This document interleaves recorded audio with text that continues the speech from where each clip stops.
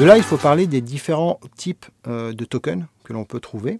Donc j'ai évoqué des tokens comme le Bitcoin, par exemple, ou l'Ethereum, qui sont des tokens qui ont, on va dire, un objectif qui est de faire fonctionner une blockchain en particulier, et donc qui servent à la fois à rétribuer des mineurs et à la fois à faire fonctionner le système de façon à créer une offre et une demande. Ça, c'est ce que je vais appeler un token numérique de façon classique. Il y en a qui sont un petit peu particuliers. C'est ce qu'on va appeler les stablecoins. Alors, les stablecoins ont un fonctionnement qui est un petit peu différent. Grosso modo, le principe d'un stablecoin, c'est d'avoir toujours un sous-jacent derrière qui est concret, existant dans la société classique. Donc, par exemple, si on prend un stablecoin comme l'USDC, en face de chaque USDC, donc un token, un USDC, on doit trouver un dollar, un vrai dollar, qui est disponible. Et donc, quelque part, en fait, c'est comme si je disais, vous vous rappelez un peu de mon histoire de ma maison et de mes NFT, où je disais, j'ai une maison, je la divise en 100 NFT, et du coup, chaque NFT, c'est un centième de ma maison. Et d'une certaine façon, quand vous avez les 100 NFT de la maison, vous pouvez faire usage de la maison, puisque vous en êtes l'entier propriétaire. L'idée, c'est à peu près le même. On ne parle pas de NFT ici, on parle bien de token, mais on pourrait l'associer un peu à ces principes de NFT. C'est de dire, en fait, à chaque fois que je vais mettre sur un compte, je vais bloquer un dollar, et du coup, en face, je vais émettre un token qui correspond à ce dollar-là. Et donc, si à un moment, celui qui possède ce token de dollar veut l'échanger contre un vrai dollar, eh bien, il suffit qu'il me rende ce token, et du coup, je vais le détruire, et je libère le dollar que je peux donner à cette personne. Vous voyez, c'est un système comme ça qui est assez stable. Donc, l'idée, en fait, de ces stablecoins, c'est que ce soit des tokens, donc des assets numériques, qui correspondent à quelque chose qui est stable dans le monde physique et qui soit échangeable. Alors pourquoi est-ce qu'on a besoin de ça? C'est parce que, comme vous devez le savoir, les tokens de la blockchain, comme Bitcoin, Ethereum et tous les autres, sont des choses qui sont très variables. On peut avoir une valeur qui est multipliée par 10 en quelques mois, comme on peut l'avoir divisée par 10 en quelques mois, voire même en quelques jours. Et du coup, si vous voulez protéger d'une certaine façon votre portefeuille, eh bien, pour autant, vous avez intérêt en période de croissance à avoir plutôt des bitcoins que d'avoir des dollars. Mais en période de décroissance, vous avez intérêt à très rapidement échanger vos bitcoins contre des dollars de façon à ce que ce cours-là soit à peu près stable pendant que le reste est peut-être en train de diminuer. Et donc, il vous faut en fait ces valeurs refuges qui sont des valeurs qui sont stables sur lesquelles vous pouvez vous appuyer pour préserver en fait votre investissement.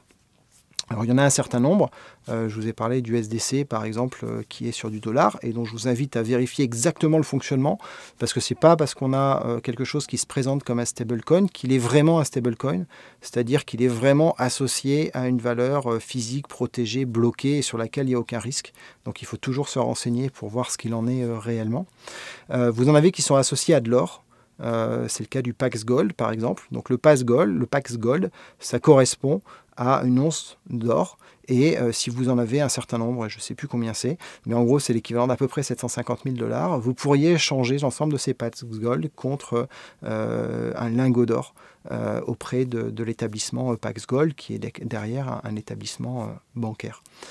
Vous voyez, dans ces systèmes-là, par contre, on a des systèmes qui sont beaucoup moins distribués, puisque là, il faut que derrière, on ait des assets physiques de dollars ou de l'or qui soient associés à ces assets numériques. Et donc, par conséquent, il faut qu'il y ait un contrôle de ça pour que ça ait de la valeur et qu'on y croit. Et pour qu'il y ait un contrôle de ça, ça limite un peu la notion de distribution, même si on pourrait imaginer que la somme des USDC, c'est en fait lié à une somme de personnes qui, chacune de leur côté, ont bloqué de l'argent. Mais toute la difficulté est de s'assurer que les choses ont bien été bloquées en vrai, dans la vraie vie, où là, il n'y a pas d'algorithme spécifique pour aller vérifier cela.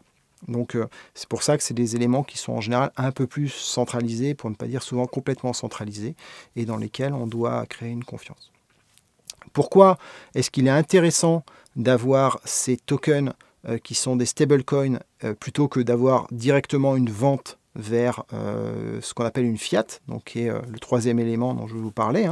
On a donc des tokens qui sont des assets numériques, on a des stablecoins qui sont des assets numériques qui sont l'image d'un asset classiques, assets classiques qu'on appelle des fiat, c'est-à-dire des monnaies au sens vraiment classique du terme, au sens du monde en dehors de la blockchain, donc des euros, des dollars et autres.